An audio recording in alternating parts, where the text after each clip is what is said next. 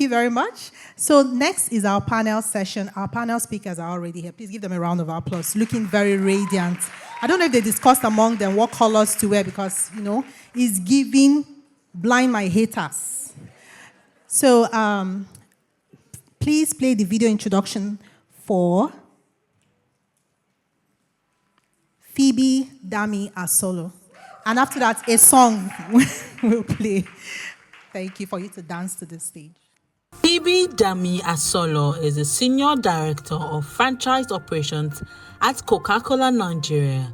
She's a global marketing executive recognized for driving excellence across Africa and Asia. As the first Black woman to lead franchise operations at Coca-Cola India, she has shattered ceilings and set benchmarks. With a decorated career spanning Nigerian breweries, Beckett Benkisa and Coca-Cola, Phoebe has won numerous awards, including the Future Awards Africa Prize for Professional Service and Recognition among Africa's top 50 corporate women, a passionate mentor and founder of the Virtuous Heart Network. She inspires the next generation of women to grow in purpose and faith. Ladies and gentlemen, with a resounding round of applause, please make welcome Phoebe Dami Asolo.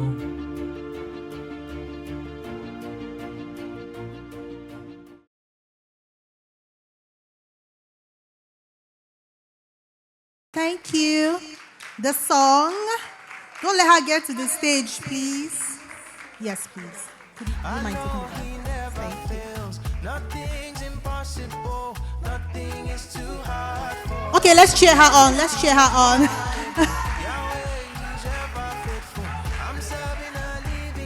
Thank you. The dance steps were giving demure. Thank you very much. Thank you, DJ. Be encouraged to, take your zeal up. Thank you. Okay, next, please play the video introduction for Tosin Yemi Sonny. Thank you.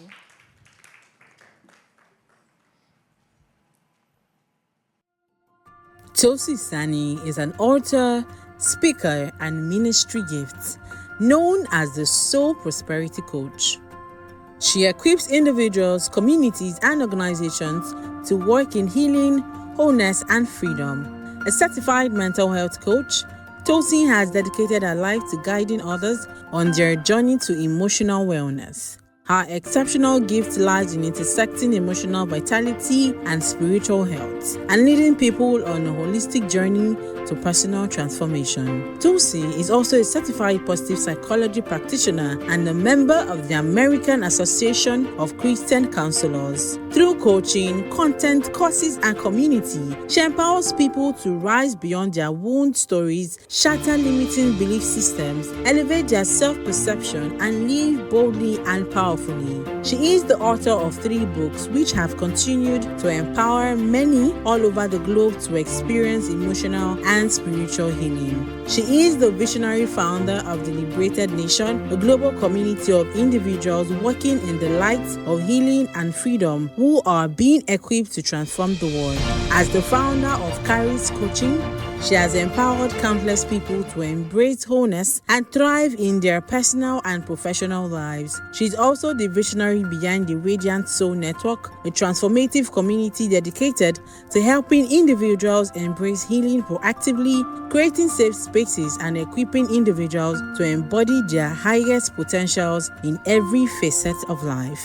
Through her work at the Made Whole Outreach, she carries the light of emotional and spiritual healing to universities across the nation, and through her 12-week signature healing program, Liberation Bootcamp, she deploys her proven methodology for equipping individuals to experience and sustain emotional healing, spiritual renewal, and personal transformation. Through expressions such as the Proverbs School of Life and the Liberated Nation, Tosin teaches on the Christian faith and provides spiritual discipleship.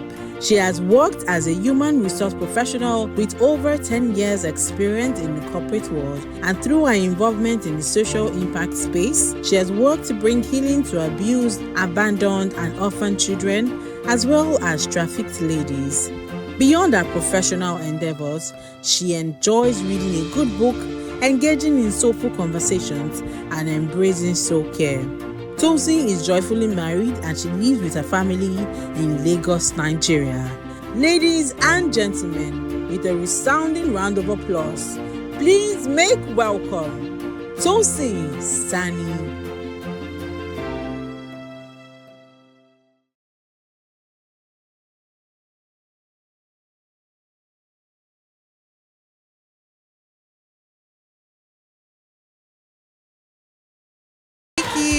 Thank you. That was beautiful. Thank you. Thank you. Thank you so much. Please play the video introduction for Lady Bodam. Thank you.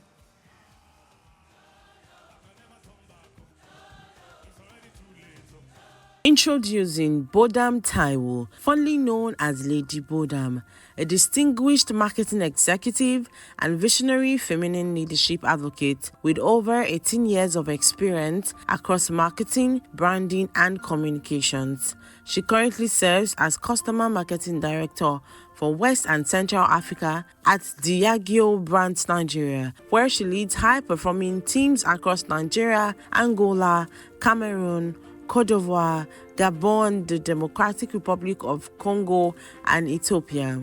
Her career spans the strategic building of luxury, premium, and multinational brands, as well as launching new business lines and leading sales and marketing performance across the FMCG landscape in Western and Central Africa. Lady Bodam is especially known for her excellence in marketing, operations, and leadership, which delivers sustainable growth. Prior to her current role, she was the head of portfolio, Bond and Connect at Pernod Ricard Nigeria, where she led the strategic development of 8 brands and successfully introduced 2 innovation brands into the Nigerian market and winning multiple global awards for some of her marketing campaigns. She also served as the coordinator for the Pernod Ricard Nigerian's Women Employee Resource Group, pioneering mentorship, welfare initiatives, and leadership development programs for women across the business. A former B2 queen turned leadership coach and author, Lady Bodam is the visionary behind the Refined Lady Movement, a powerful platform equipping women to embrace their femininity, develop their executive presence, and lead with great power and authenticity. Through her platform, she offers signature masterclasses, courses, and coaching on etiquette, protocol, diplomacy, grooming, communication, and leadership. She is the host of the Refined Lady Summit, a flagship event on feminine leadership, elegance, and culture, and also trains organizations on business etiquette,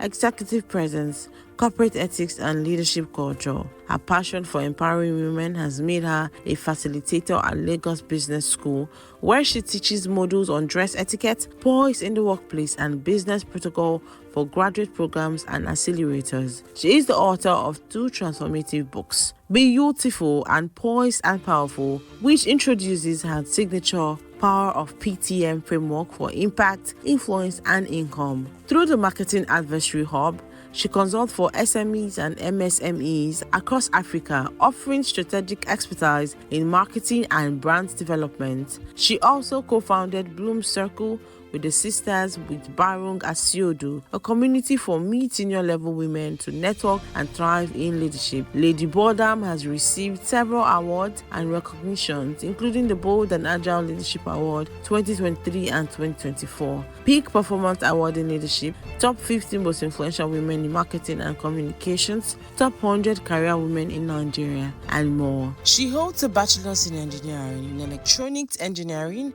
from the University of Reading, an MSc in Mobile and Satellite Communication from the University of Surrey, and certifications in Luxury Spirit Marketing from Inted Business School in partnership with Diageo. She is a member of the Chartered Institute of Marketing UK and has served as a mentor with WinBiz, AWE, and other global initiatives. When she's not building brands or coaching leaders, she enjoys reading spa days, heartfelt conversations over a good meal or cocktail, travel, and time with her nieces and nephew. Ladies and gentlemen, with a resounding round of applause, please make welcome Bodam Taiwo, popularly known as Lady Bodam.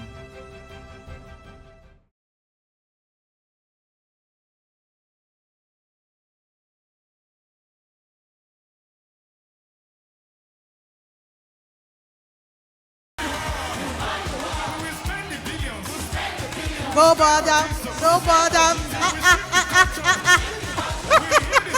He's giving practice steps. Thank you. Thank you. Another round of applause, ladies. Thank you so much, ladies. It's fantastic to have you here. Meanwhile, let's give another round of applause to Alex.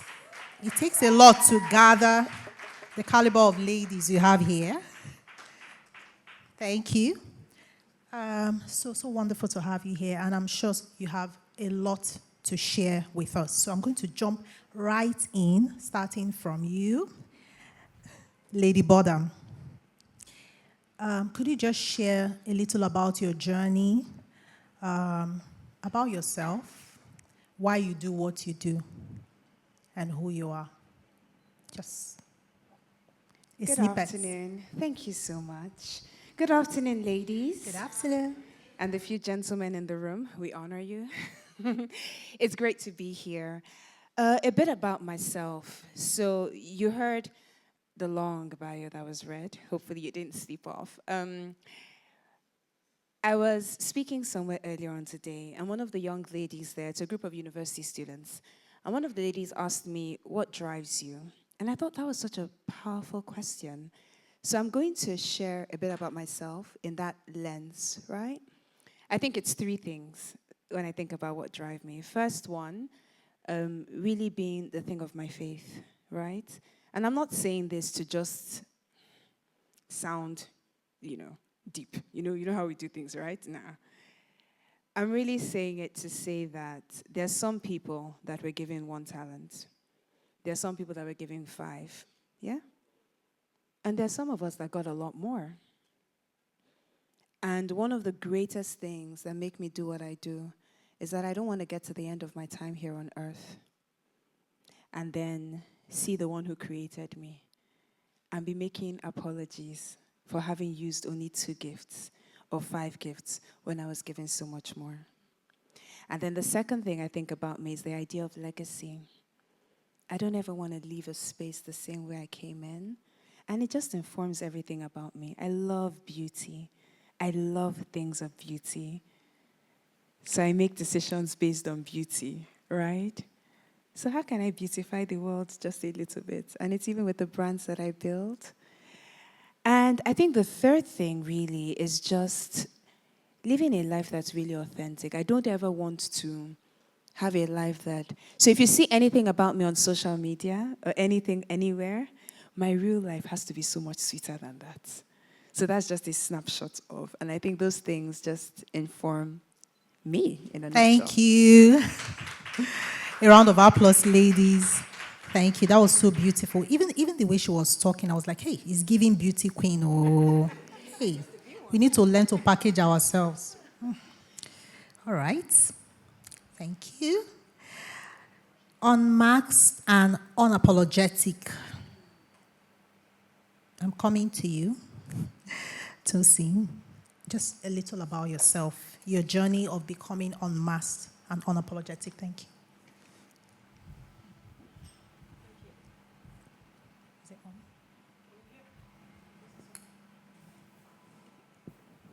Hello, everyone. Hello.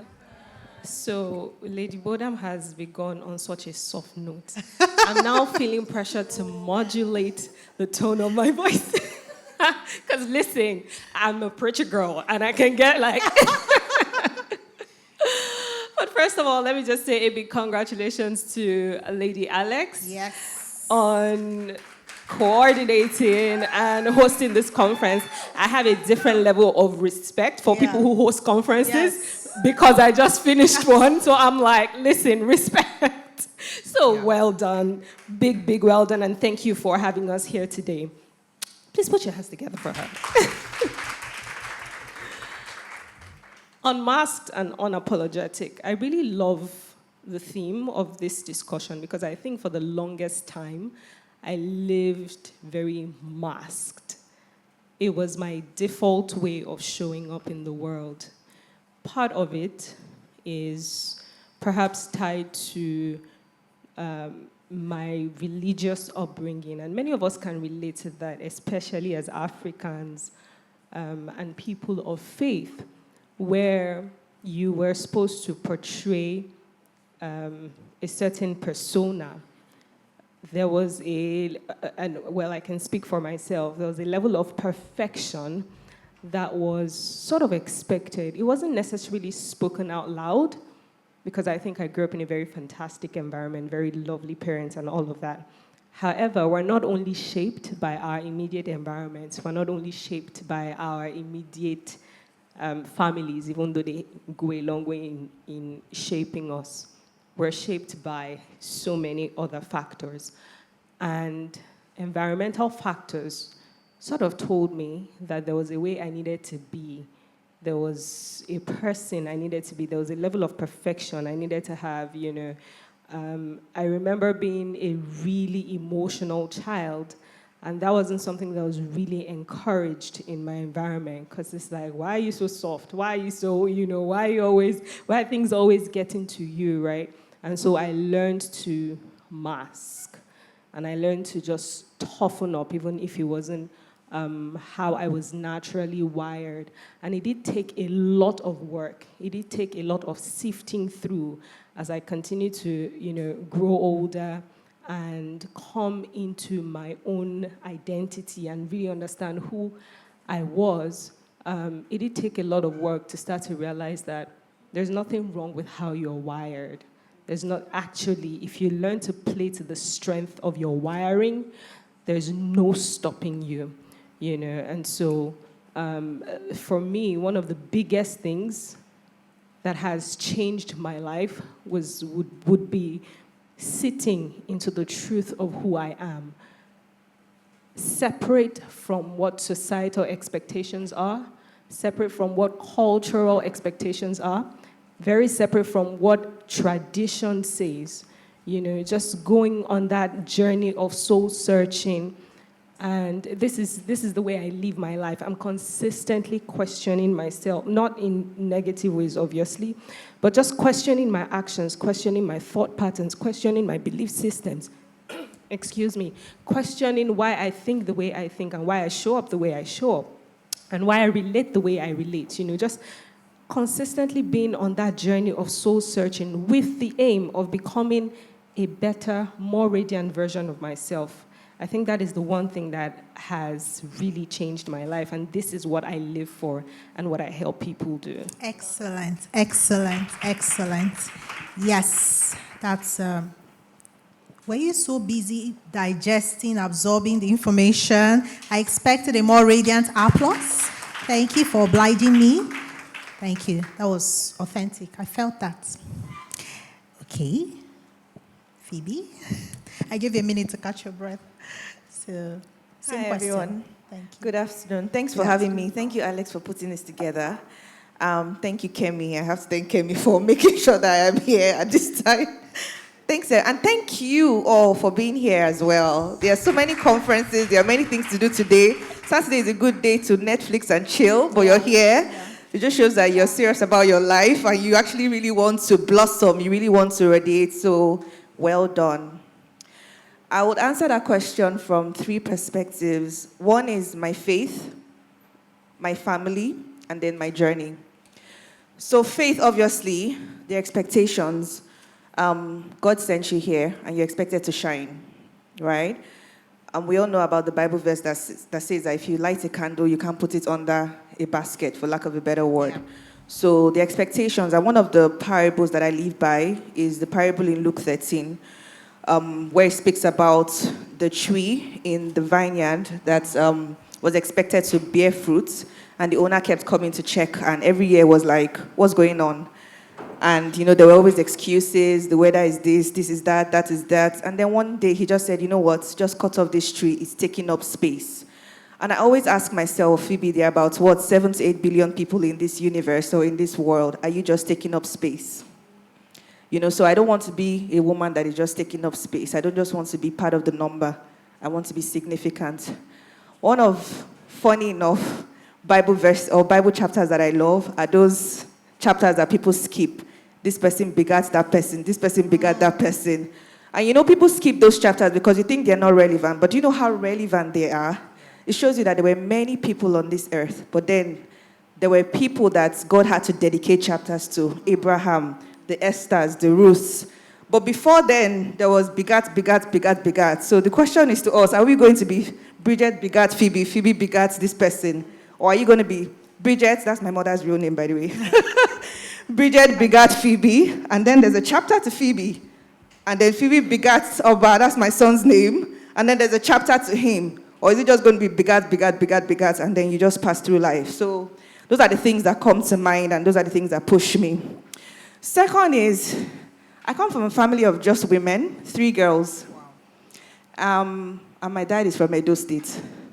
So it was war on his side to prove to everyone that he wasn't going to disturb my mother for men, for boys. He was going to raise his children to be fantastic women, to prove that it's not about gender. Yeah. You can be great as a girl, as a boy, as male or as female. So all my life, from the day I was born, I was born to prove that point. Yeah. My dad would always say, Daddy loves his girls, Daddy loves his kings. He never called us queens. Not because of the gender thing, but he just wanted us to always push ourselves. And then when we have all these family gatherings, he would call us to the front, things that culturally a man is supposed to do. He would say, Phoebe is my first child. She will do it. So I will stand amongst men, breaking kola nuts, doing all those traditional things. My dad would push me there and say, you're not going to take the back seat. You're not going to sit down where women are. I mean, in Edo State, women actually cover their mouths with handkerchiefs. We're not supposed to be with microphone.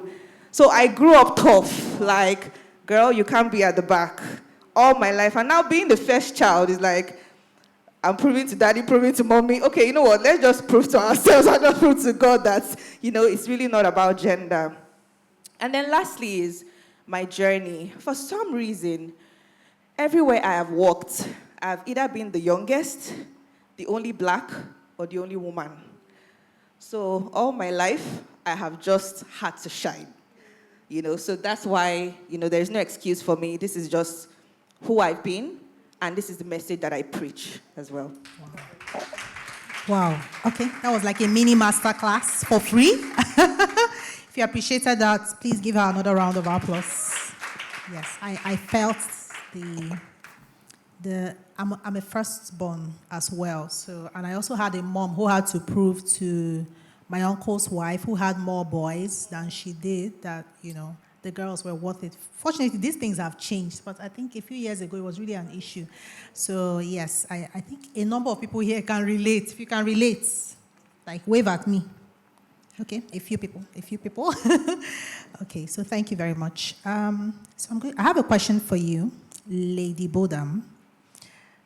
Is softness not an excuse for C finish? Yes. Those of us who are not very, pushy, perhaps aggressive, not too forward. And Nigerians tend to appreciate people who are that way. Do you get that sense as well? Yes. So is it to our disadvantage? Is there is there a happy medium? What do you think? So maybe I'll use a bit of my story to answer that question, if that's okay. Fantastic, yes, please. I've been in corporate industry now for almost 2 decades. And I promise you I'm really young. I just started a little bit early. And from the time I was in school, so my first degree was in electronics engineering, right? And I was the only girl in my class. And I was a girly girl. So that meant I would come to class with like thigh-high boots and skinny jeans and like this ridiculous jackets in funny colors and eyeshadow that thank God we didn't have Instagram back then because there's no record of some of these fashion things, right? But I've always been this way. I'm a former beauty queen. I was younger and slimmer. But I hear this narrative a lot that says, if you're soft, it means maybe you're mediocre, or people can treat you anyhow, or you have to be hard so that you can make a stance and all of these things. Honestly, I just think it's a narrative. And let me tell you what I mean. If I were created a certain way, I don't believe that I have to change the entire composition of how I was created just to thrive in an industry, no. So the question really that you're probably asking is, how do I make my softness a strength? And the very first thing is competence. You know, there's a story that I like. I read it many years ago. No, we've always heard the story. Well, I've always heard the story, but I think it made a difference to me many years ago. I like stories, by the way. I'm a marketeer. So in this story, a king had, don't worry if it's not very accurate what I'm telling you. I edited some parts to make the story sound okay. Cool. Take it like that. Thank you. So a king raided somewhere with his army, right? He went to a city, ransacked it, raided it, and then he took prisoners of war. You know prisoners of war? Yeah. So he took them with him back to his country, and he's like, yeah, now pick the best out of these prisoners of war. I want them to come work for me. And they said, okay. So they picked a few, and amongst them, there was this guy and his 3 friends, yeah? So they picked the guy, and they're like, come into the king's thing. We're going to train you in the way of how our kings do things. Eat this food. And the boy's like, look, where we're coming from, there are certain things we don't eat. There are certain things we don't do. The guy's like, you're a prisoner of war. Quite frankly. He said, okay, test us. Anyway, they test the guy. The king comes back. No, the guy of the prison comes back, and he sees that they're looking fine, they're looking ruddy, they're looking chilled. But that's not the part that blew my mind. When the king came to all the prisoners of war that they had taken, this young boy and his 3 friends, every question he asked, he found them to be 10 times better. The day that thing hit me, I said, I have no excuse, competence-wise, not to be 10 times better than anybody in my industry. Not to be 10 times better, 10 times more competent, 10 times more accomplished. Why? I carry something that he didn't quite have. Do you see? So that thing of competence, when you're competent, let me tell you, people make allowances for certain things for you. So I don't have to change my voice. I don't have to shout to be heard. There are some people that test me, like my driver. It's a struggle. Listen, I don't know if we're overcoming, but the Lord help us. But in general, why should I shout? The second thing is consequence management. Consequence management means, so I loved physics. For every reaction, there's an equal and opposite. Very good. So you do anyhow, Selah. But you make expectations clear to people. This is not acceptable to me. But Lady Bodam, BT, you know the thing, I hear you. But it's not acceptable to me. Then you institute consequence management. When people recognize that you are competent and you don't accept mediocrity, I was sharing with them this morning. Do you know the issue we have in Africa? I oversee 22 markets in Africa. Same issue, all of us. Do you know the problem we have? Abeg. You know that thing? Yeah. That thing? Yeah. Abeg. You know Abeg? You guys are too posh in this room. Do you know, I'm sorry. We know it. You know it. You do something rubbish. You don't keep up to expectations. You don't deliver the things on time. When you deliver it, it's subpar. You're meant to show up at 8 a.m., you show up at 8:45 a.m., then you cite traffic that we all know exists in Lagos all the time, though. Then when you insist on something, now for this woman, no, she's hard. Let me be hard. Softness is not an excuse for mediocrity. And too often, I think we've taken those two things to be interchangeable. Her voice is soft now, so accept me. I'm not your mommy. I raise people, but I'm not your mommy. And actually, if you're a good enough mommy, there's certain nonsense you don't accept from your children. So you draw lines in the sand. You teach people how to treat you. You first of all start by treating yourself with respect, because nobody's going to give you what you can't give yourself. So if you enter into a space, they are making jokes that, quite frankly, then you just be laughing so you can feel among. The joke is violating every sense of your principles. But let it not be damn too, let me just be smiling. It's my smile. I don't have to give it to you. You're not even laughing. Yeah, it's not that funny. Let's move on. So what am I saying? Your softness as a woman can actually be the strength that opens certain doors for you. There are certain rooms that we want to enter into. My exec will be like, let Bodam lead it. Why? Why? There's presence I carry. Doesn't matter the sound of my voice or what I've chosen to cloak myself with. And then are you consistent in the principles that you carry or the principles that you say are your principles? Because you can't say that you're soft today, then tomorrow they're seeing you fighting on. I'll give one example and I rest this. I was in a bank once. I'm not going to say the name of the bank because we're streaming live. But every time I used to go into that bank those days, I will fight. You know, the bank became like a principality. I'm not saying it in case any of you work with the bank. But that was the first bank I opened an account with when I came back to Nigeria. So they came to meet us on campus, on the NYC thing. I will go, I will fight. I will go, I will fight. So when when the mobile banking came, the internet banking came, I said, the Lord has delivered me.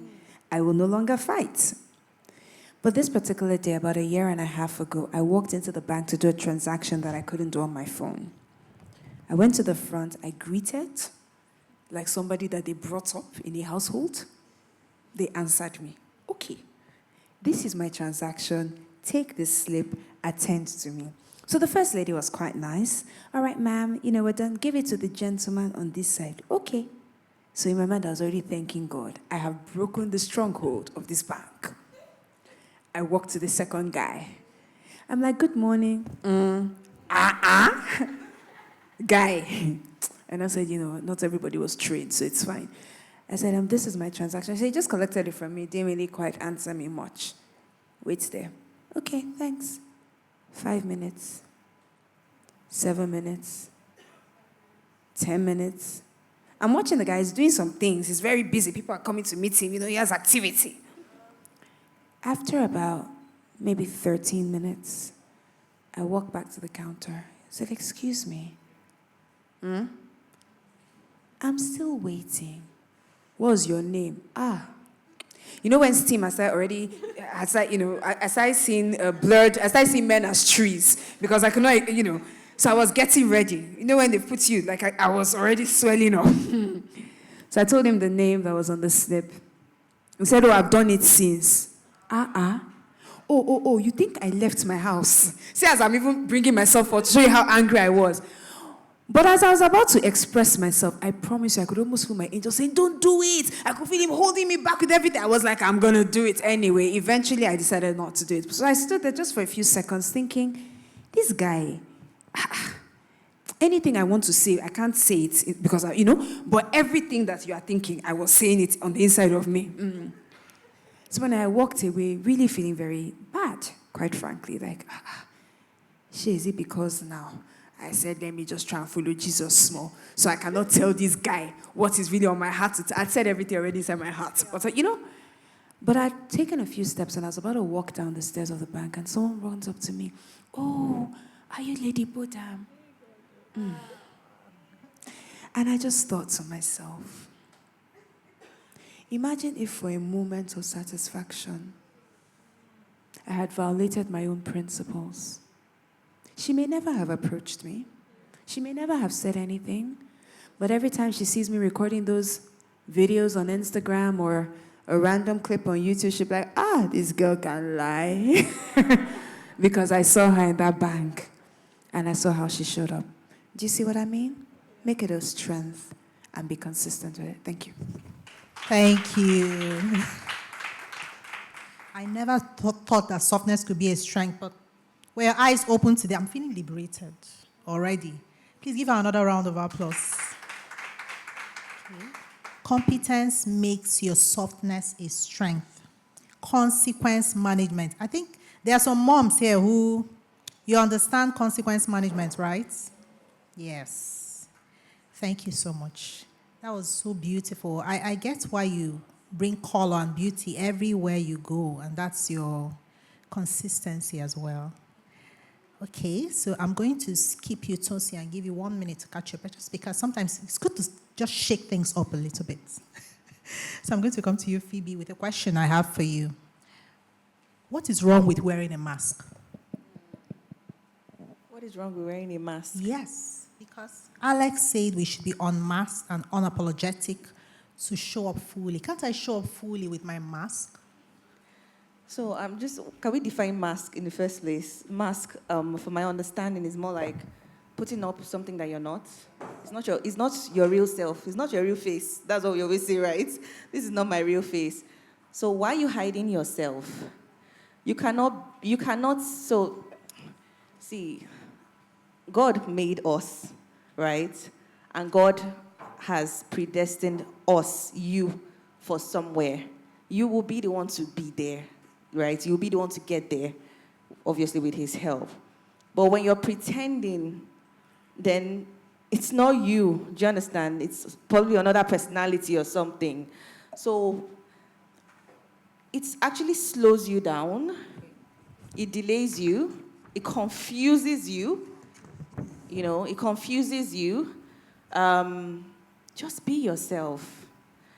Just be yourself. There's a proverb that I hear, I think it's a traditional one, that if you take a lizard from Nigeria to Canada, it doesn't turn to an alligator. You need to take yourself to the different stages of the success ladder. It's you. So you can't say, oh, I'm going to be quiet or soft-spoken at the beginning of my career, and then when I become a boss, I'm just going to start tearing down everywhere. Who are you? You need to be true to who you are. And honestly, I think the bare minimum, the basics, is knowing who you are. Because to be honest, that's like first stage. That's, when they say on your mat, set, go. On your mat is knowing who you are. There's no point running a race when you don't even know who you are. Because you probably get to the finish end and realize, oh my God, I wasn't even supposed to be in this race in the first place, right? And it guides everything in your life. I think it's Aristotle that says, to thyself be true. It guides everything in your life. It guides where you believe you should work, the kind of bank.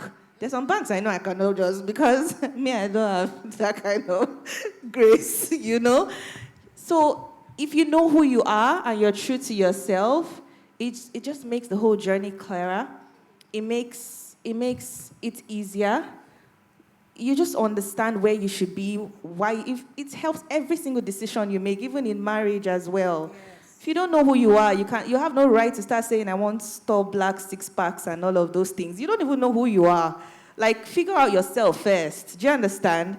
So, going back to the mask, it's pretense. One, it's pretense, like we said. It delays you. It's even uncomfortable. I don't like to be uncomfortable. I like to be, like, there's some places I'm asked to come and speak because, career, and I'm just like, will I be asked to refer to scripture? Will I be, because this is who I am. I carry the Bible everywhere I go to. So if you say, I cannot talk about God, please count me out. This is who I am. Like, I have nothing to hide. Do you understand? So, it's very important for us not to, whatever it is that is a mask, let's just ensure that we intentionally lay it aside, literally bury it, right? Don't be who you are not. Know who you are and stand by it. And that's why I love, what Bodam was saying. She's soft-spoken and she will carry it everywhere she goes to. She goes to a place and they're saying, oh, you're too soft. Then she will not be dead. She's not losing anything. And for me, it's the opposite, to be honest. If I go somewhere, they say I have to be soft, but I'll just say, please, can you call Bodam? Because I just know that. Do you understand? I'm not like that. Do you get me? If I go to a bank and they're delaying me, you video me, because, do you get? Because I can't take it, So you have to know who you are and stand by it and know that obviously we're all on a journey. Wherever it's excessive, the Holy Spirit will guide you. You know, God will always give us the balance. God that made us perfect. He said we're good, right? He said we're good and he'll give us that expected end. So we know our excesses, right? But it's important that we don't let that mask become what is guiding us. Don't deceive yourself. And do you know why this is bad? You're the only one that will know if you are deceiving yourself. So you have to help yourself not to deceive yourself. Please, repeat after me. Tell yourself, I will not deceive myself. Don't deceive yourself. Like, there are some things you just know. Phoebe, what are you doing? Like office politics. I mean, both of them, we work together. I don't know how to play those kind of games. Like, I was working in this place. I don't drink coffee. I'm a tea girl. I take tea a lot. I don't take coffee. You know, and then we had this tough boss, and my boss used to take coffee a lot. And I found out, you know, people go on leave, and they'll come back. Boss, this coffee is the one that they brought from Kenya, the roots of Kenya, something. I'm like, wow. You know, everybody goes on leave, and they're coming back with coffee, celebrating everything in the morning, 8 a.m. They're having coffee chats before the first meeting. I don't drink coffee. Will I now start drinking coffee because of my boss? It's not right. What did I do in that instance? I stuck to giving the best. Coffee or not, I was the best in the team, and my boss could do nothing about it, evidently through results. Do you understand? So if I had now started joining the coffee dates every morning because I want my boss to be happy with me, even me, I'll tell my, what are you doing? When I'm making that call, even me, I'll be asking Phoebe, what are you doing? Do you guess? As I'm making the coffee, I'll be asking her, what are you doing? Why are you doing this to yourself? You are deceiving yourself. So just make up your mind. If you haven't taken anything today, just tell yourself, who am I? What are my likes? What are my dislikes? Who am I? What are my principles? What are my preferences? Because they are different. What is my core? What are my, likes and dislikes? Write it down. Know yourself.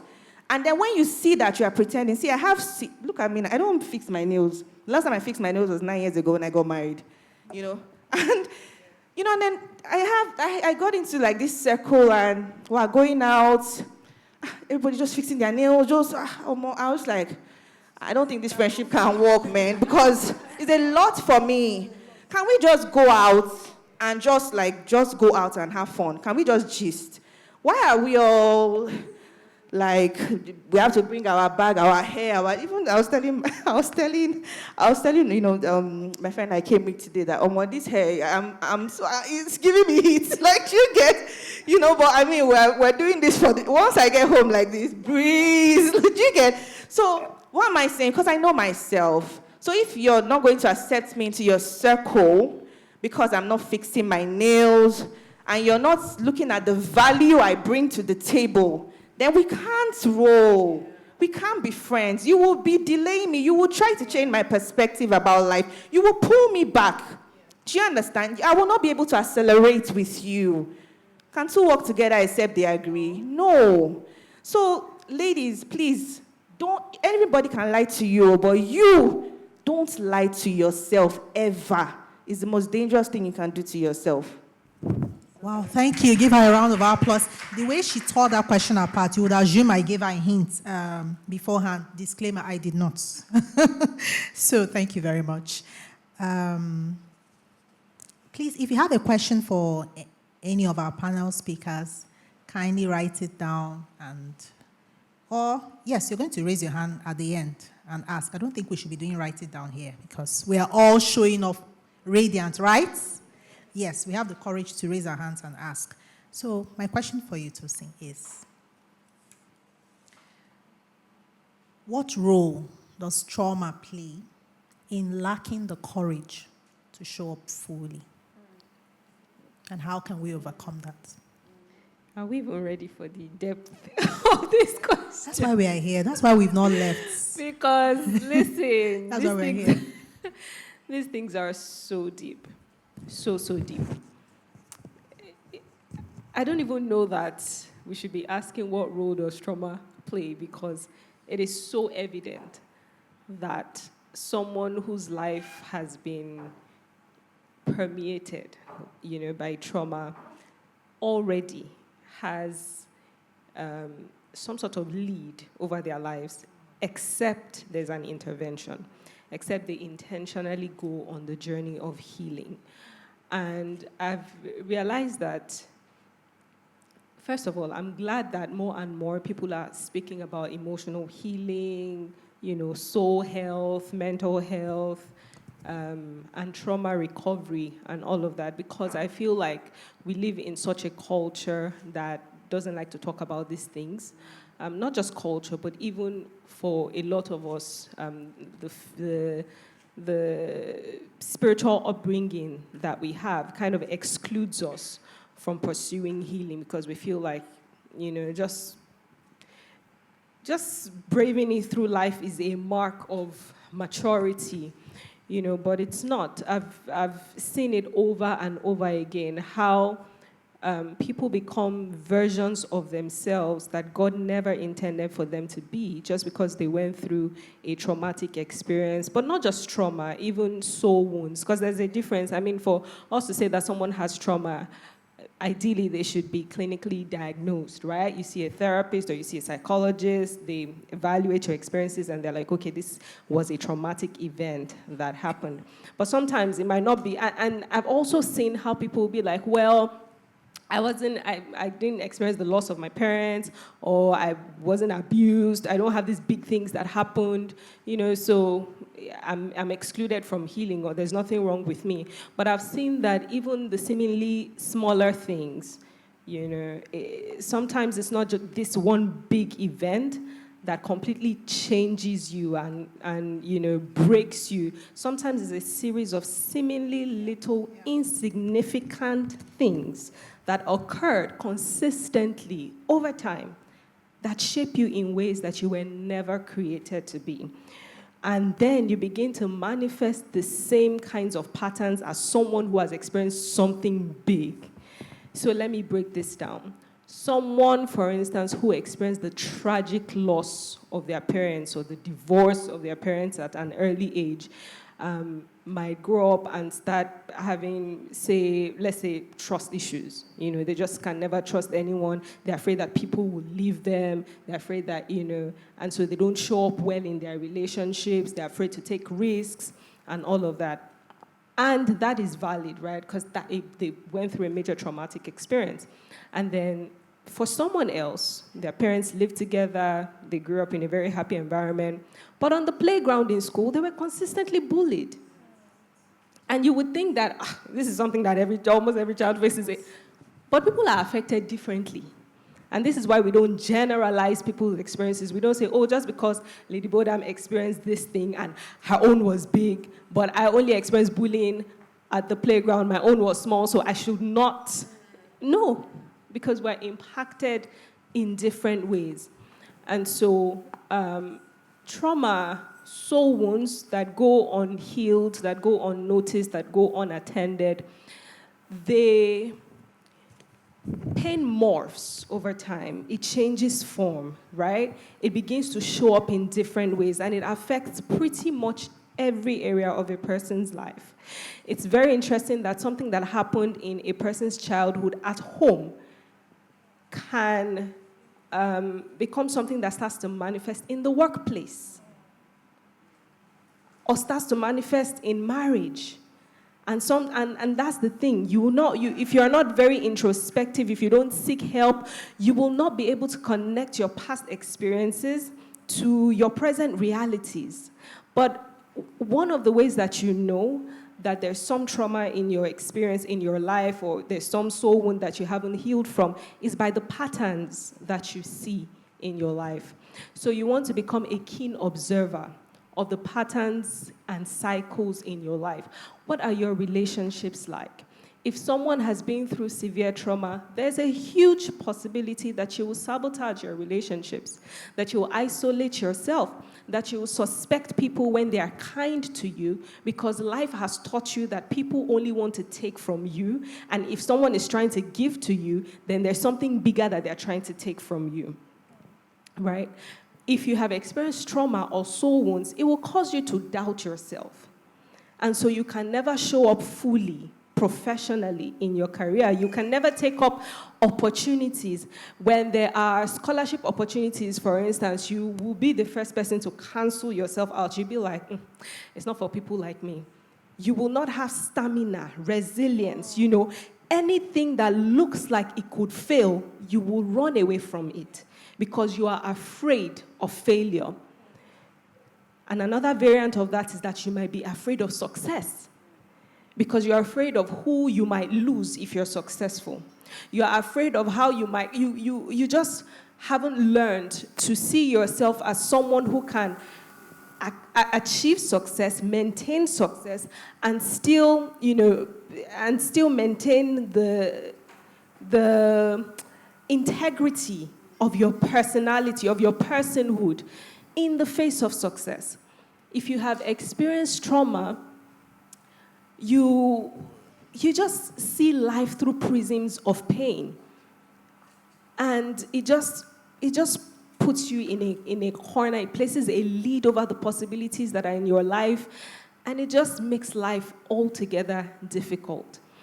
And that's why it's important that everyone starts to pay attention to the state of their souls. And the question you want to ask yourself is, where are the areas in my life where I'm manifesting patterns that don't serve me, that don't serve God's purposes for my life, patterns that are limiting me across many areas of my life? You want to become an observer of those patterns, and then those patterns will begin to reveal to you the mindsets that you have, because this is what trauma does. It reshapes your mindsets. It gives you limiting belief systems. It gives you faulty mindsets, right? And a faulty mindset can look something like, people cannot be trusted, or I am not good enough to fit in this kind of role. I'm not smart enough. I'm not well-spoken enough. I don't have what it takes to thrive in this kind of career, right? Those are mindsets, and that's not how you are wired originally. Have you seen a little child that has never experienced any kind of trauma? Kids believe the biggest things. They believe the craziest things about themselves. Have you seen a little child come to you and just show you all the little things that they've achieved and tell you how, how they've won this prize and won that prize and how they're going to do this tomorrow and how their mommy said? They are just full of light and life and possibilities. And that's our original wiring. But somehow, wounds in our souls, trauma, these things creep in, and then they start to steal from us. So where you have lost your childlike wonder, there's something there. And it's not always this big traumatic experience that happened. Maybe some disappointment here, some betrayal here that you just shoved aside, that you felt like, okay, I'll get over it. But you never paid attention to it, sat with it, dealt with it, and then released yourself from it. So trauma definitely impacts, how we see life. And this is just your call to start to pay attention and start to put in the work, because healing is something that you do proactively. It's not something that happens with time. Healing doesn't happen over time. The pain will just morph. It will just change forms, and then it will show up in other ways. But you proactively, intentionally begin to deal with the areas where you have been assailed. Fantastic. A round of applause. If you have lost your childlike wonder, something is there. Pay attention. Don't write it off. Thank you so very much. So ladies, I hope we're having a good time so far. Do we have questions yet? Okay, while I await your possible questions, if you need a drink, please check your pack. You have soft drinks provided by Saladville. Okay, so just check your pack, please. Thank you so much again, ladies. You're so gracious, and I feel like I'm going to have to go back and watch the live stream because I'm a fast note taker, but yeah, it's too much. It's much. Is it not much? It's much. You're feeling it. Okay, so my final question for everybody, I'm going to start with you this time around. Was there ever a time you felt the temptation to shrink yourself and how did you overcome it? So we're coming to, we're asking for vulnerability. We're entering those stories that nobody has ever heard. Oh, Yes. oh, that's fantastic. Because I don't know if I've said this publicly. Yes. So, guys, you have to keep this a secret. All Even right. though we're It's streaming being live, this is going to be a streamed. world This is a secret. on the internet. The This is world like the secret. CEO of, sorry, the guy that is trending. Yeah, the secret is the kind of secret public is now. everywhere. So honestly, I don't think you ever get to the point where you're just like, oh, public speaking, check, this, check. I mean, I'm a leader in my church. I teach on a daily basis Bible study. But every time I still have to like, okay, Phoebe, you have to prepare. You know, you have to just give your best, you know. When we came in, I was telling Boda, I'm like, they don't send questions, or how far? Like, Jiggy, I was like, they didn't send questions, or how will we be prepared, you know? It's just me, like, I always just want to give my best, right? So whenever I feel like I'm not prepared, there's that, you know, that thing that comes on. And moments like that, you hear voices like, is this not imposter syndrome? What's that thing? You're the expert. You'll be able to know, you know, are you not shy? Are you not? But you have to shun those voices. Just shun those voices. Those things are irrelevant. God will never tell you those things. So it's also, like I said, if you know who you are, you also recognize who speaks to you, recognize the voice of God. Now, the example I would give was when I had to go to India. I mean, you can just imagine my life. I schooled in the UK. I had lived in UK for 4 years. And the rest of my life, Nigeria. I travel a lot, to be honest. I like to travel. So I travel a lot. But I had never been to Asia, not even for holiday. Here I was going to Asia to lead a team of Indians as the youngest, as the only black, as the only woman in that team. And my marriage was, 7 years? My son was, I think, 4, 5, around then. And it was just, should we not? I already started this in this department in Nigeria. I hadn't done these operations in any other country. It was going to be my first time doing operations fully. So I had done operations in Coca-Cola Nigeria as an acting director. I wasn't a full director. So this was a full director capacity with 4 other directors reporting to you. All of them were Indians. 3 men, all older than me. But like I said, I'm used to it. Like I always have people older than me, you know. But this will be the first time I will leave my husband. I didn't go to India with my husband, right? So world secrets. So I said this. I didn't go to India with my husband. The contract was about 2 years, and we just looked at each other in the face like, what are we doing? Like, is this even biblical? You know? And my dad called my husband, and he's like, you mean that you're going to allow this girl go? How much are they paying her? Bring the bill. How much? You know, what is it? What are we chasing here? Focus on your family. My in-laws called me, your family. More. Everybody just, what kind of woman will leave her husband? Leave your family. Like that family thing. I'm like, wow. And I'll always just check in with my husband, like, are you actually fine with this? It's like, babe, you need to soar, go. I'm like, okay, if you're fine. And he's like, I will support you. And everywhere I went to, when they finish out, I'll just do like this. He'll just say, so we've spoken about it, and I am the one that has given the permission. You know, so he will always back me up and all of those things. But the truth is that going there, I just kept asking myself, what are you doing? Like, this career that you're chasing, don't let the career now be the one to chase you. Like, where are you going? Where are you really heading? Like, I was an acting director at 29. It's like, what else are you looking for? All the money that they are paying you, what are you using it for? It's not like but look at me, do I look like someone that spends money? Do you get? Like, you are just saving it, property here and there. So what is the problem really? Why are you leaving your husband? You know, it was tough. But I went. The culture was different. language. English is not the first language in India. It's Hindi. So I'll just be in meetings like this. I don't even know which topic, which topic are you guys talking about? And I think the one that broke me the most was the disconnect between me and my son. Because, hey, daddy wasn't there, and it's you're supposed to now be the father and the mother. But I didn't know that managing this role, mobility I was based in Mumbai, managing 5 states, but I was in Mumbai like once every week. Just once, like maybe 1 or 2 days every week. I would travel everywhere, helter-skelter, just traveling to make the job work. And I was missing out a lot. They would call me from my son's school. Oh, you forgot to bring, they said this teddy bear. I'll call my nanny. Luckily, I actually went to my nanny from Nigeria. They said they should bring teddy bear that they made from carton. I said, I beg, let me put carton together and just put teddy bear, I beg, send it to his school.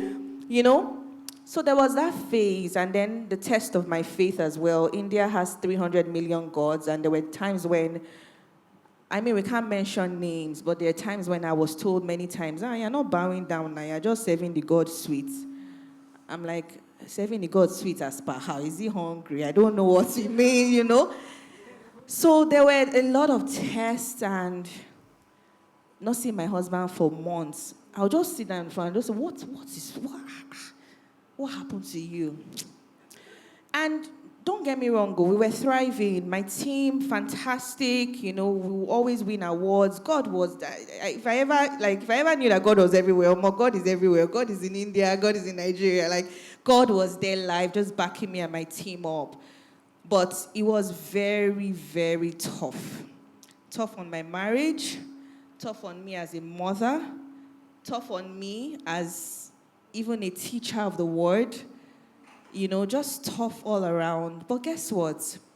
I will always tell myself, I made the decision. They didn't force me. When I look at my contract, it's my signature that is there. Nobody signed for me. And even though my husband said he would support me, he said he will support me. He didn't force me to go. So when we make decisions, new job, marriages, you decide you want to have children, 5, 6, 7, whatever, it's your choice. You can't blame anybody for the life you have chosen. So, and it's different if it's that, something chose you in life, like what we just spoke about, that's different. But if you faced the team in your organization and said, yes, I will go to India, I won't go with my husband, I will go with my son and my nanny, you can't come and start crying wolf. Who sent you? And guess what? If you make the decision, you can also pull the plug. So, when I saw the way things were going, I'll call my husband and he'll say, I'll call you back. I say, yeah, call me back. I'm coming back home. Do you get? What happened? I think it was in December. My husband is a Christmas person. He's a Christmas holiday kind of person, and he didn't get the visa on time, so we couldn't spend Christmas together. And he just called me, he's like, babe, how far? I said, I'm good, everything is good, all good. He said, as in, how far? We're not spending Christmas together. It's like, this, nah.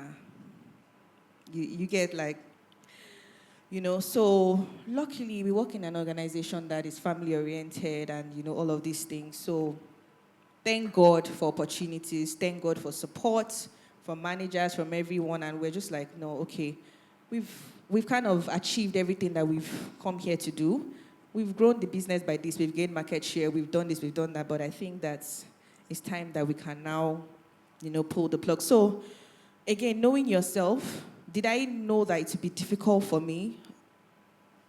Maybe I took things for granted because myself and my husband were classmates. I'm like, I beg, we've been 17 years with you, I beg, let me have some space. Do you get? But the first month, I'm like, my love is sweet. Love is sweet, And I just realized that, no, I'm not doing well without this guy. I need his support.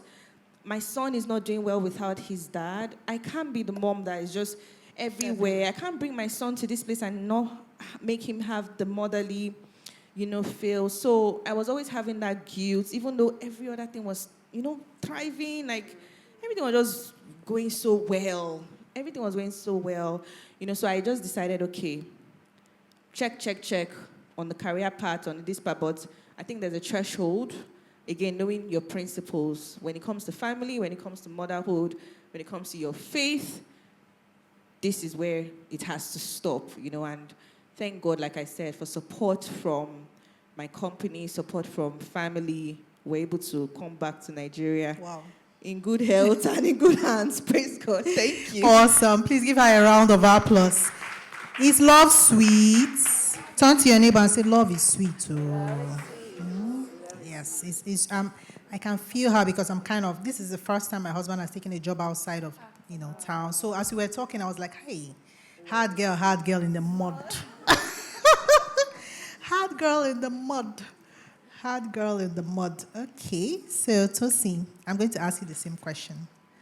Yes. Could you take the question again? One occasion when you overcame the temptation to shrink yourself and how you overcame it. One occasion. I'm just trying to see if I can find one because I'm sure there have been many. I think for a lot of people who are maybe naturally assertive,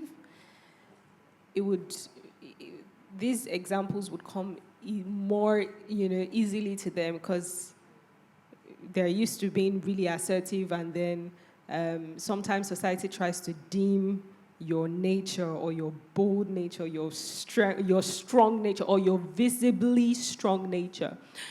But for someone who is naturally reserved, naturally soft, naturally emotional, naturally intuitive, already it's almost as though it's a little easy for you to fade into the background because you're not trying to be in anybody's face, you're not, And I think that for the longest time, that for me, I saw as a weakness. And many people would be able to relate to this. But just like Bodam was sharing the other day about the strength in softness, you'll never really know until you start to change that mindset that there's something wrong with the way you're wired. Yes. So for me, it has always been a case of correcting the mindset that my soft is wrong. Often we will say your strong is not wrong. Yes. But my soft is also not wrong. And I have no business trying to be who I'm not. So I come from a family where we're 3 children, and my 2 siblings are very assertive, very outspoken. I was always the understanding child. I was always the one. My siblings don't care. They want to go on some vacation or some excursion. They are going to make my parents do it. Except my parents really, really put their feet, on the ground. They're going to give you 1,000,001 reasons why that thing should happen. But I was the understanding child. I'll be like, no, they've paid school fees this month, they've done this, they've done that. I was that child. I would understand, I'd think about it. I'd be like, let me give my parents a break. So I was always that child. And my siblings are very different from me. And I remember that growing up, one comment that I heard all the time was how friendly my siblings were. And this was especially the case in church, because my parents are pastors, right? So it was almost as though people considered me snobbish because I was not one of those kids that be like, auntie, uncle. No, you won't catch me doing those kind of things. I'll just be in my own corner, But my siblings were quite different. And I would hear it over and over again that Tosin doesn't play because she's not friendly, she's not all of that. And it really used to make me feel bad about myself, And then I realized as I grew up with that mentality that there was something wrong with my wiring, I started to try to be who I was not. I started to, and this is where people pleasing started to come into, into my life, people pleasing, and then being caught in the performance trap is something that a lot of people deal with as well, where you're just constantly doing things, and because you want to appear a certain way, even in career, where you're just constantly on to the next thing because you're trying to fix something that is missing in your soul, So for me, that started to play out, people pleasing and trying to be who I was not, until I realized that, first of all, this thing was depleting my energy. And I was like, I can't keep up with this. There has to be a right balance. There has to be a way for me to learn to be sociable in an acceptable manner and in a way that is authentic to me without losing my natural wiring, because there's a reason God made me the way I am. And I realized that one of the reasons why I couldn't just connect with everybody is because I've been given the gift to discern people. So I can't be there are times that my spirit just withdraws from a person, and it's because God put a gift in me to discern people so I don't get into trouble. But if I shut down that gift and I just want to be everywhere, and I will, do you understand what I'm saying? And so I've had to learn to play to my strength and to just accept that this is who I am, and accept that my soft is perfect. It's exactly what I need for my life's assignment. It's exactly what I need to reach the people that I have been sent to. It's exactly what I need to make the impact that I need to make, to have the influence that I need to have, and to make the income even that I need to have. I think that, even in terms of shrinking now again, I'd say that I always, for instance, thought that my personality did not allow me to be an entrepreneur. Okay. And that's something that was sold to me. Tosin is so shy. She's so quiet. She won't be able to Tosin in this life. She just needs to marry a medical doctor, someone that will take care of her, someone that they will live abroad together, because she can't handle stress. She can't handle, they used to call me Iyajeje. That means, somebody that doesn't like stress. Exactly. And I lived it out because, listen, the labels that are placed on you, if you're not intentional about breaking free from them, they will direct the course of your life, and you will live them out as though you were originally wired that way. And you are not. So I've had to break free from those molds, and I'm like, yeah, I'm quiet, I'm reserved. I'm not necessarily quiet, because if I came here with some of my friends, they'd be like, but how is she quiet? People don't even know her, You know how introverts can be. You just need to be in the right circle. You just need to be with your own people, and then people are like, no, you're a different kind of person, right? But I realized that when it comes to the work that I have been given and I have been called to do, I am excellent at it in my original wiring, right? The people I've been sent to, I understand, because I'm so connected to them, because I'm so attuned to their needs. I can speak their language, and that means I can make money. That because I understand them, I know their pain points, I understand how to reach them. It is not hard at all for me to make great income while leaning into my unique wiring. So I have never had to, of course, I've had to learn, I've had to grow, but I realized that I've never been called to step outside of my original wiring to do anything of significance. And it's the same for everyone, really. Wow. A round of applause, please. Yes, I think that's very strong. I love the way you flipped the question on its head. I really, really love that. I really appreciated that, because I'm the extrovert. My only daughter is an introvert. I had to learn how to celebrate her introversion. And for years, she was doing great academically, just not on the level of her more extroverted siblings. I had to keep correcting everybody who told me she's shy. I'm like, she's not shy. Yeah, let me speak to that. Yeah. Shy and introversion are two different things. Thank you. And we have used those two words interchangeably, and it's wrong. Yeah. Introversion is a personality thing. There's nothing wrong about it. It's a strength. It's a strength, and I always say that because we're made in the image and likeness of God, the personhood of God is a huge spectrum. In God, you will find introversion. In God, you will find extroversion. The same God who is the lion is also the lamb. Fantastic. The same God who can speak through earthquakes and mighty winds will also speak in a still small voice. Yeah. So you are just manifesting an aspect of the vast personhood of God. And so introversion is personality.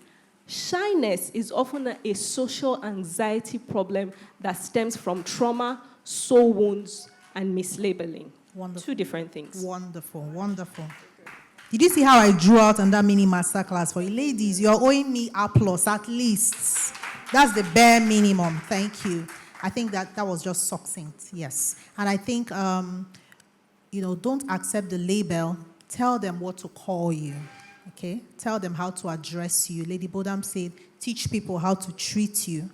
Okay, particularly here in Nigeria, we have to treat people. We have to teach people how to treat us, especially people who work for us. You know where I'm going. All right, so I'm going to ask you the same question I asked everybody.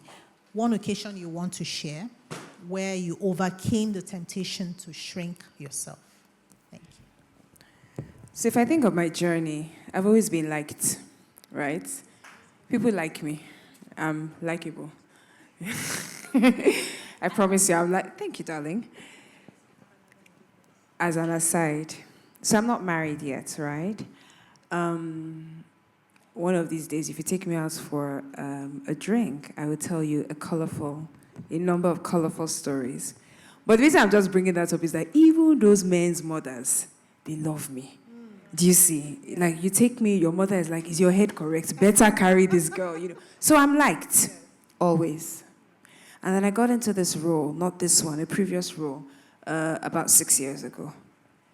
And I think that was also the first time I was reporting to a female directly, right? So my career always been with men, and one of very few women in the room or around the table. So I got into this role, reporting to this woman, and everything about me irritated her. Ouch. I'm like, I'm unclear. How are you a human being and you would not like me? Because I've always been liked, right from when I was young. I didn't understand. If you didn't like me, you had an issue that you needed to go and deal with in the place of deliverance. Because I'm likable. But here I was in this role. My nails irritated her. My makeup irritated her. My heels irritated her. My very presence irritated her. There was a particular day, my sales guys came to call me. They were like, come. So I left. I used to sit in the office anyway, with her, close to her. And they said they called me. So they took me into another room that was beside the boardroom, right, or behind the boardroom.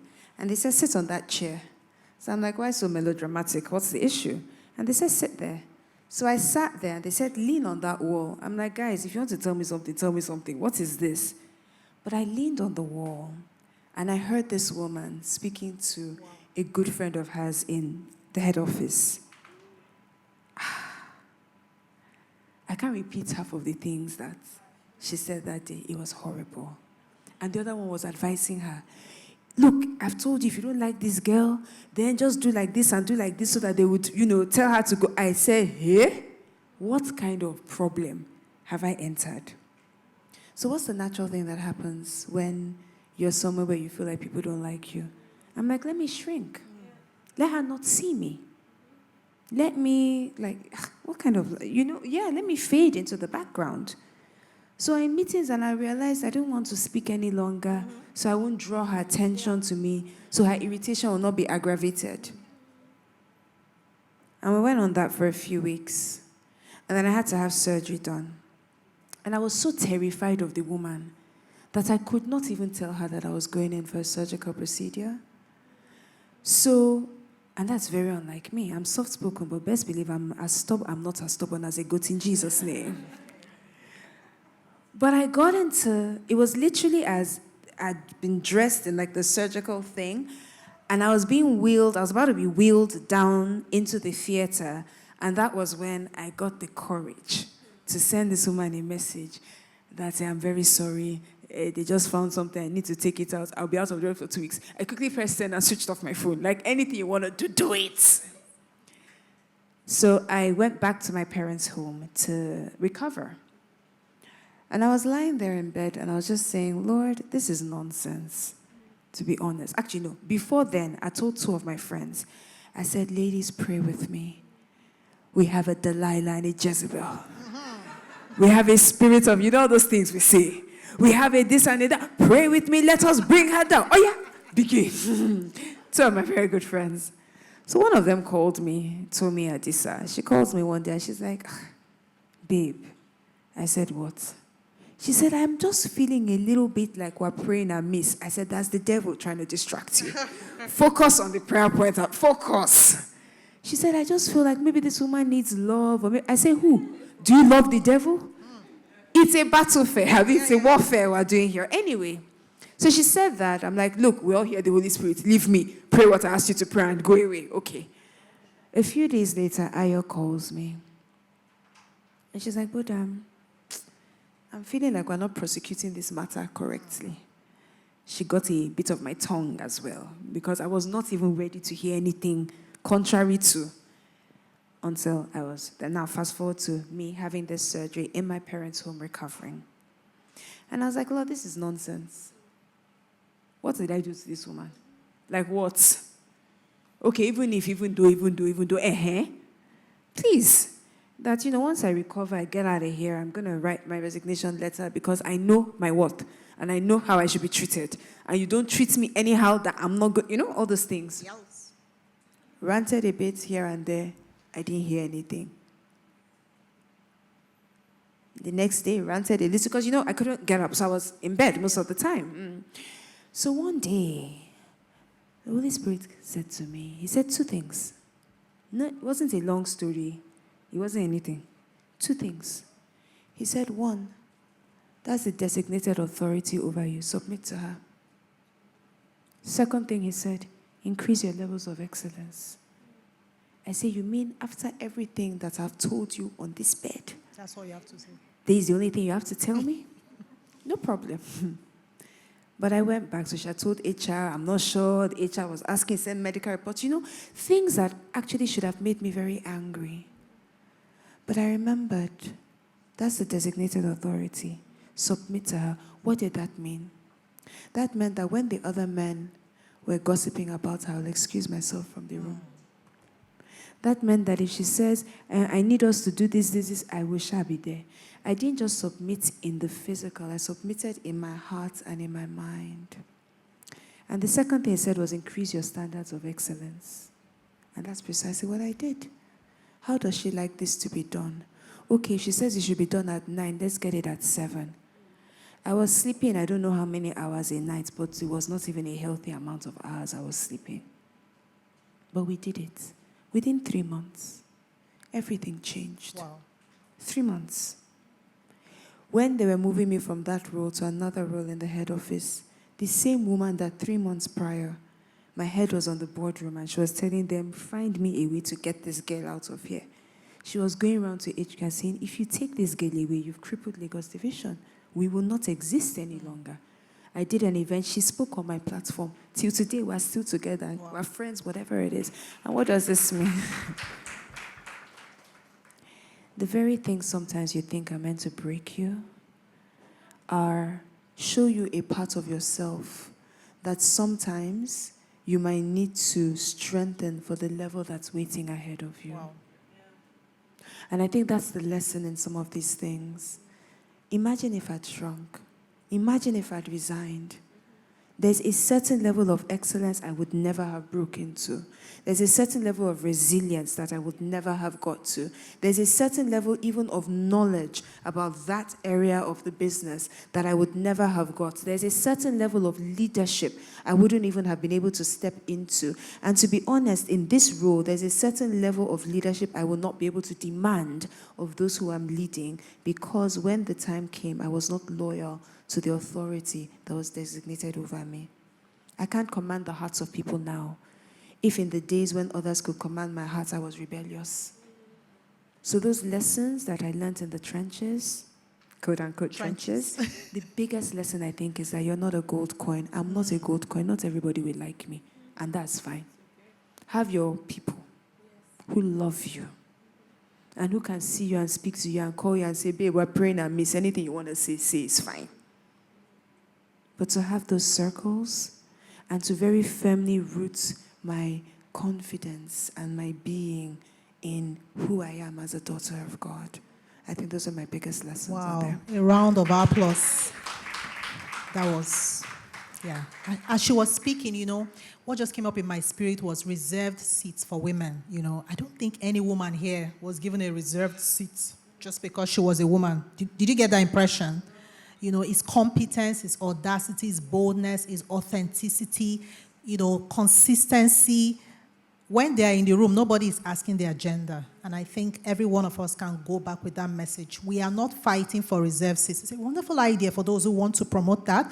In some areas, it might be absolutely necessary, but we can't hold our breath waiting for that. We're going to be at the forefront. We are radiant unapologetically. We are unmasked. We are liberated. Are we radiant, ladies? Could you please rise to your feet and give a standing ovation to Lady Boda, to Tosi, to Phoebe for their amazing insights, their depth, their intellect. I'm blown away. The brilliance, like it's giving. You can't faze me. Nobody broke a sweat. They are fantastic. Please, another round of applause. Thank you so much. Thank you for coming and for making our day, for giving to us so freely, so vulnerably, so warmly. We love you. We are celebrating. We are following you on social media. Ladies, please, could we just get your IG handles if you don't mind? Okay. The team will send it to us, right? Please follow them. Catch up when they have a masterclass, a conference, an event. Be there, show up, serve, volunteer. Show up fully and courageously. Thank you so much again. Thank you. Thank you. Thank you. Thank you.